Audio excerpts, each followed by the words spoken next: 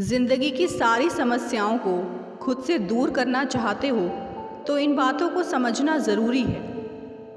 लोग आपको कैसे देखते हैं वो ज़रूरी नहीं है, आप खुद को कैसे देखते हो वो ज़रूरी है।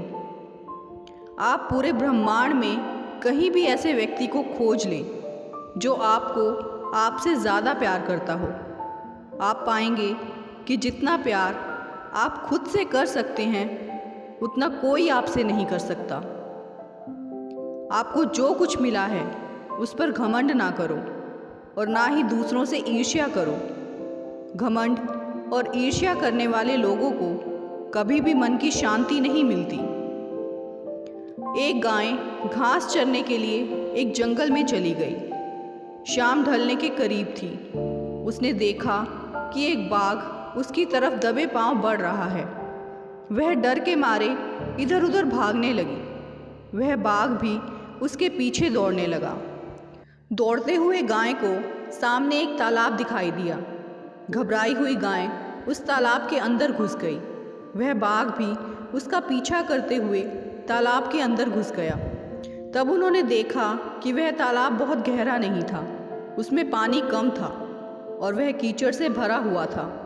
दूरी काफ़ी कम थी, लेकिन अब उन दोनों के बीच की दूरी भी काफ़ी कम थी। लेकिन अब वह कुछ नहीं कर पा रहे थे। वह गाय उस कीचड़ के अंदर धीरे धीरे धंसने लगी। वह बाघ भी उसके पास होते हुए भी उसे पकड़ नहीं सका। वह भी धीरे धीरे कीचड़ के अंदर धंसने लगा। दोनों ही करीब करीब गले तक उस कीचड़ के अंदर फंस गए। दोनों हिल भी नहीं पा रहे थे। गाय के करीब होने के बावजूद वह बाघ उसे पकड़ नहीं पा रहा था। थोड़ी देर बाद गाय ने उस बाघ से पूछा, क्या तुम्हारा कोई गुरु या मालिक है?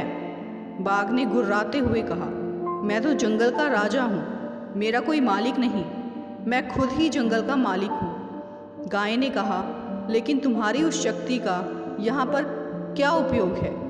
उस बाघ ने कहा, तुम भी तो फंस गई हो और मरने के करीब हो, तुम्हारी भी तो हालत मेरे जैसी ही है। गाय ने मुस्कुराते हुए कहा, बिल्कुल नहीं, मेरा मालिक जब शाम को घर आएगा और मुझे वहाँ पर नहीं पाएगा तो वह ढूंढते हुए यहाँ ज़रूर आएगा और मुझे इस कीचड़ से निकाल कर अपने घर ले जाएगा। तुम्हें कौन ले जाएगा? थोड़ी ही देर में सच में ही एक आदमी वहाँ पर आया और गाय को कीचड़ से निकाल कर अपने घर ले गया। जाते समय गाय और उसका मालिक दोनों एक दूसरे की तरफ कृतज्ञतापूर्वक देख रहे थे। वे चाहते हुए भी उस बाघ को कीचड़ से नहीं निकाल सकते थे, क्योंकि उनकी जान के लिए वह खतरा था। गाय का अर्थ है समर्पित हृदय का प्रतीक। बाघ अहंकारी मन है और मालिक ईश्वर का प्रतीक है। और कीचड़ है यह संसार, और यह संघर्ष अस्तित्व की लड़ाई है। किसी पर निर्भर नहीं होना अच्छी बात है, लेकिन मैं ही सब कुछ हूँ, मुझे किसी के सहयोग की आवश्यकता नहीं है, यही अहंकार है और यहीं से विनाश का बीजारोपण हो जाता है। ईश्वर से बड़ा इस दुनिया में सच्चा हितैषी कोई नहीं होता, क्योंकि वही अनेक रूपों में हमारी रक्षा करता है। हर समस्या के 3 समाधान होते हैं, स्वीकार करो, बदल दो या फिर छोड़ दो। जिंदगी तो किस्मत से चलती है साहब, दिमाग से चलती तो बीरबल भी बादशाह होता।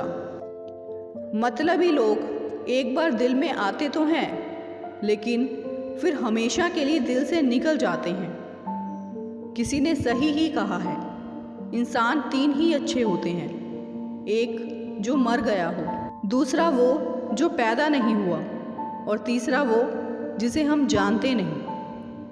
पैसा केवल खुश रहने का साधन है। पैसा होने से कोई खुश हो ऐसा ज़रूरी नहीं है। फूंक मारकर हम दिए को बुझा सकते हैं, मगर अगरबत्ती को नहीं, क्योंकि जो महकता है उसे कौन बुझा सकता है, और जो जलता है वह खुद बुझ जाता है। संभव की सीमा जानने का केवल एक ही तरीका है, असंभव से भी आगे निकल जाना। वेदव्यास जी ने महाभारत कथा गणेश चतुर्थी के दिन से श्री गणेश को लगातार 10 दिन तक सुनाई थी, जिसे श्री गणेश जी ने हूबहू लिखा था।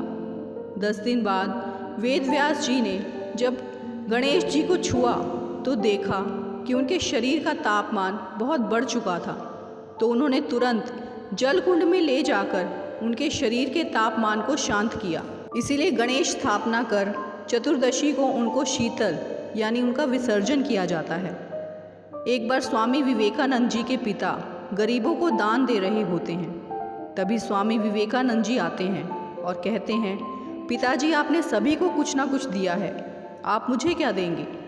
पिता ने जवाब दिया, बेटा तेरे पास तो तू खुद है, जो मैंने ही तुझे दिया है। स्वामी जी पिता के जवाब से खुश होते हैं कि मेरे पास मैं खुद हूँ, और स्वामी जी अपने पिता की बात याद रखकर जीवन में महानता हासिल करते हैं। इससे हमें ये सीख मिलती है, कोई आपका साथ दे या ना दे, कोई आपसे प्यार करे या ना करे, आप खुद अपना साथ दीजिए और खुद से प्यार कीजिए। आपके पास आप खुद हैं। जिस दिन आप इस बात को समझ जाएंगे, आप जीवन में तेज़ी से आगे बढ़ेंगे और आप लोगों को परवाह करना और उनके लिए रोना भी बंद कर देंगे। सफलता चाहिए तो खुद को बस में रखो, दूसरों को नहीं। अगर जीवन में सफल होना है तो पैसों को हमेशा जेब में रखना, दिमाग में नहीं। माइंडसेट हमेशा ऐसा रखना चाहिए, जो मुझे आता है वो मैं कर लूँगा और जो मुझे नहीं आता है वो मैं सीख लूँगा। किसी भी क्लास में नहीं पढ़ाया जाता है कि कैसे बोलना चाहिए, लेकिन जिस प्रकार से आप बोलते हैं वह तय कर देता है कि आप किस क्लास के हैं। एक बौद्ध भिक्षुक भोजन बनाने के लिए जंगल से लकड़ियाँ चुन रहा था कि तभी उसने कुछ अनोखा देखा। कितना अजीब है ये, उसने बिना पैरों की लोमड़ी को देखते हुए मन ही मन में सोचा, आखिर इस हालात में ये जिंदा कैसे है। उसे आश्चर्य हुआ और ऊपर से ये बिल्कुल स्वस्थ है। वह अपने ख्यालों में खोया हुआ था कि अचानक चारों तरफ अफरा तफरी मचने लगी। जंगल का राजा शेर उस तरफ आ रहा था। भिक्षुक भी तेजी दिखाते हुए एक ऊंचे पेड़ पर चढ़ गया और वहीं से सब कुछ देखने लगा। शेर ने एक हिरण का शिकार किया था और उसे अपने जबड़े में दबाकर लोमड़ी की तरफ बढ़ रहा था, पर उसने लोमड़ी पर हमला नहीं किया, बल्कि उसे भी खाने के लिए मांस के कुछ टुकड़े डाल दिए। ये तो घोर आश्चर्य है। शेर लोमड़ी को मारने की बजाय उसे भोजन दे रहा है। भिक्षुक बुदबुदाया। उसे अपनी आंखों पर भरोसा नहीं हो रहा था। इसीलिए वह अगले दिन फिर वहीं आया और छिपकर शेर का इंतज़ार करने लगा। आज भी वैसा ही हुआ। शेर ने अपने शिकार का कुछ हिस्सा लोमड़ी के सामने डाल दिया। यह भगवान के होने का प्रमाण है, भिक्षुक ने अपने आप से कहा। वह जिसे पैदा करता है उसकी रोटी का भी इंतज़ाम कर देता है। आज से इस लोमड़ी की तरह मैं भी ऊपर वाले की दया पर जीऊँगा। ईश्वर मेरे भी भोजन की व्यवस्था करेगा। और ऐसा सोचते हुए वह एक वीरान जगह पर जाकर एक पेड़ के नीचे बैठ गया। पहला दिन बीता पर कोई वहाँ नहीं आया। दूसरे दिन भी कुछ लोग उधर से गुजर गए, पर भिक्षुक की तरफ किसी ने ध्यान नहीं दिया। इधर बिना कुछ खाए पिए वह कमज़ोर होता जा रहा था। इसी तरह कुछ और दिन बीत गए। अब तो उसकी रही सही ताकत भी ख़त्म हो गई। वह चलने फिरने के भी लायक नहीं रहा। उसकी हालत बिल्कुल मृत व्यक्ति की तरह हो चुकी थी कि तभी एक महात्मा उधर से गुजरे और भिक्षुक के पास पहुँचे। उसने अपनी सारी कहानी महात्मा जी को सुनाई और बोला, अब आप ही बताइए कि भगवान इतना निर्दयी कैसे हो सकते हैं, और क्या किसी व्यक्ति को इस हालात में पहुंचाना पाप नहीं है? बिल्कुल है, महात्मा जी ने कहा, लेकिन तुम इतना मूर्ख कैसे हो सकते हो? तुम ये क्यों नहीं समझे कि भगवान तुम्हें उस शेर की तरह बनते देखना चाहते थे, लोमड़ी की तरह नहीं।